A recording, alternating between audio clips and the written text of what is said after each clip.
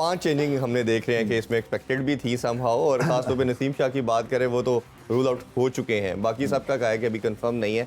धानी को भी हमने देखा कि वीज़ा मिल चुका है और कल मोस्ट लाइकली वो ट्रैवल करेंगे, बट कल के मैच में तो वो पार्ट नहीं हो सकेंगे। कैसे देखते हैं ये सारी चेंजेस को? देखिए, ये पहले से कुछ तो चेंजेस कर देनी चाहिए थी। ये फोर्स चेंजेस है एक तरह से। जब आपको पता है कि प्रेशर क्रिएट हो गया है और प्रेशर क्रिएट हुआ है थ्रू बैड परफॉर्मेंसेस और through that massive defeat against India, तो फिर आप जो है ये रिएक्शनरी मोड में चले गए हैं कि आपका एक रिएक्शन आया है कि जी ठीक है, क्रिटिसिज्म भी है, उन्होंने स्कोर भी नहीं किया है और हमारे जो परफॉर्मेंस भी नहीं हुई है। ये इतनी देर से फ़खर ज़मान की हम बात कर रहे थे और मैंने उसको देखा है और मैं आपको तब से कह रहा था कि वो वापस नहीं आ सकते हैं। इस तरह की अनऑर्थोडॉक्स बल्लेबाज बहुत टाइम लेते हैं वापस आने में, फॉर्म चली जाती है। इनको पहले मैच में ही नहीं खिलाना चाहिए था। जब आपके 3 मैचेस आपने दे दिए अफगानिस्तान के अगेंस्ट, कोई तुक नहीं बनती थी। तो आपने, और यही करते हैं। मुझे जो एक तरह से फ्रस्ट्रेशन होती है ना, पाकिस्तान कप्तान की तो मैं बात नहीं करूंगा, बट जो एक जनरल थिंक टैंक है, ये जब तक कि इनको चोट नहीं लगती है ना, ये चेंज नहीं करते हैं या ये रिएक्शनरी मोड में तभी जाते हैं। ये पहले से प्रीएम्प्ट चीज़ें नहीं करते हैं और ये समझते हैं कि नहीं, हमारा अंदर खाते जो चीज़ें चल रही हैं हमें पता है, बाहर वालों को नहीं पता। कई दफ़ा बाहर वाले जो है, क्योंकि आप उस बबल में कई दफ़ा कैद हो जाते हैं थिंकिंग पॉइंट ऑफ व्यू से, कि आप फिर बाहर के बंदों को सुनना भी नहीं चाहते हैं और बाहर वाले कई बड़ी दफ़ा सीधी सादी अकलमंदों वाली बात करते हैं। तो ये चेंजेस सारी होनी चाहिए थी। मुझे सिर्फ अफसोस ये कि फोर्स्ड हैं और एक दफा आप डेस्परेशन के मोड अगर ऑन कर देते हैं तो फिर कुछ भी हो सकता है। सो आई एम जस्ट होप कि जो पहली दफा खेल रहे हैं, अब देखें ना, साउथ शकील डू और डाई सिचुएशन में बैटिंग करेंगे। ना उनकी कोई प्रैक्टिस मैच है, ना प्रैक्टिस में लिया, वहाँ बारिश होती रही है, नेट्स हुए नहीं है, सीधा हम उनसे एक्सपेक्ट कर रहे हैं कि वो 50 बॉलों में 70 कर देंगे। तो एक्सपेक्टेशंस भी तो फिर देखें ना, उसी हिसाब से आपके ऊपर नीचे होंगी। फिर वो जमान जो है वो वहां से चले हैं, एक दिन में वहां पहुंचे हैं, एक्लेमेटाइजेशन का कोई टाइम नहीं है। सीधा वो अब उनसे आप एक्सपेक्ट करेंगे वो 5 विकेट लगा देंगे, अल्लाह करे लगा दे, टैलेंट है, बट आप टाइम तो देना। ऐसी सिचुएशन को डेवलप ही नहीं होने देना चाहिए। अच्छा, उस्मान साहब से भी हम जानना चाहेंगे कि फ़खर ज़मान की चेंज को आप किस तरह से देखते हैं? देखिए, वो जो अभी जैसे रमीज साहब ने कहा कि ये तो it was under discussion constantly right after that Afghanistan series, उन्हें चांस नहीं देना चाहिए था। ये रिस्क क्यों लेने की ज़रूरत है कि जी अब बिल्कुल दीवार से लगने के बाद आपको ये तय करना पड़ा कि जी चलें बदल ही दें।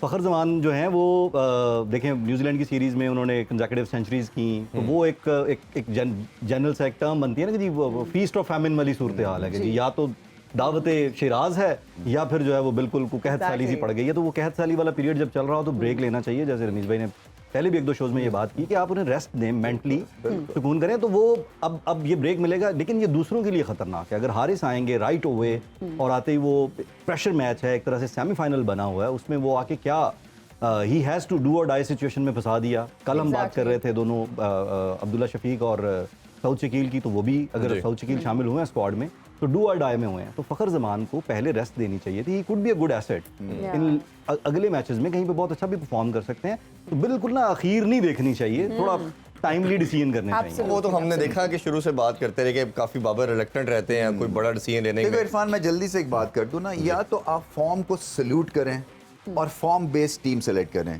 या रेपुटेशन पे अगर आप टीम सेलेक्ट करते रहेंगे तो चोटें खाते रहेंगे। और उसको आई थिंक आपको कोर्स करेक्शन की जरूरत है। आपने देख लिया है कि रेपुटेशन के बेस के ऊपर आपने कितने चांस देने हैं। ये भी नहीं, ये इसका भी कोई होना चाहिए ना एक at the end of the day कि जी उसकी विंडो जो है ना अपॉर्चुनिटी की, वो 2 मैच है, इससे ज्यादा नहीं हम उसको दे सकते। ये नहीं हो सकता कि एक बंदा 2 महीने से आउट ऑफ फॉर्म है, LPL बाबर आजम उनके साथ खेले, उनको आइडिया है कि कोलंबो की पिचेस उनको सूट नहीं कर रही हैं और डिजास्टर पे डिजास्टर हो रहा है, एक बैड परफॉर्मेंस दूसरी बैड परफॉर्मेंस, और आप रीइंफोर्स कर रहे हैं एक आउट ऑफ फॉर्म प्लेयर की सिलेक्शन को। ये कैसे हो सकता है? ये मतलब, और पता है ये इंपॉर्टेंट मैचेस हैं वर्ल्ड कप से पहले, आपका कॉम्बिनेशन अगर हर्ट हो रहा है, अगर वो फॉर्म में नहीं है, सो बी इट। ये हर कोई प्लेयर तो फॉर्म में नहीं रहता है ना। ऐसे ही, बिल्कुल ऐसे ही। टाइम आउट से जो इन्होंने बात की ना, उससे क्या होता है कि आपको भी पता चल जाता है, आप वापस रिलैक्स होके सेल्फ एनालिसिस में चले जाते हैं, इंट्रोस्पेक्शन करते हैं कि क्या मैं मेंटल इश्यूज हैं, टेक्निकल इश्यूज हैं, मैं 20 करके क्यों आउट हो रहा हूँ, क्या मैं वेट कर रहा हूँ कि मैं गलत खेलूंगा। ये सारी चीजों का मौका मिल जाता है, बुरी चीज नहीं होती है टाइम आउट। भाई, वो जिस तरह अफगानिस्तान का जो कजाफी वाला मैच था, आपने ये बात की कि भाई डग आउट में बैठे हुए लोग जो टीवी वहां देख रहे हैं कमेंटेटर्स की बात सुन लें, बाहर बैठे समटाइम्स जो है वो एनालाइज ज़्यादा बेहतर कर सकते हैं। फ़खर ज़मान खुद को जब बाहर बैठ के देखेंगे तो वो अंदाज़ा लगाएंगे ना कि मेरे पास कहाँ कहाँ खामी है, मेंटल उसमें है कि जी मुझे मेंटली स्ट्रेंथन होना है या अदरवाइज।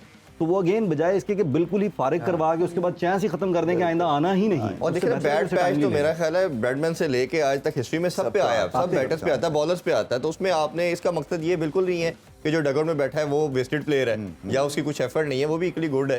खेलों से रिलेटेड तमाम अहम खबरें और अपडेट जानने के लिए सुनो न्यूज़ के यूट्यूब चैनल को भी सब्सक्राइब करें और बेल आइकन को क्लिक करना मत भूलिएगा।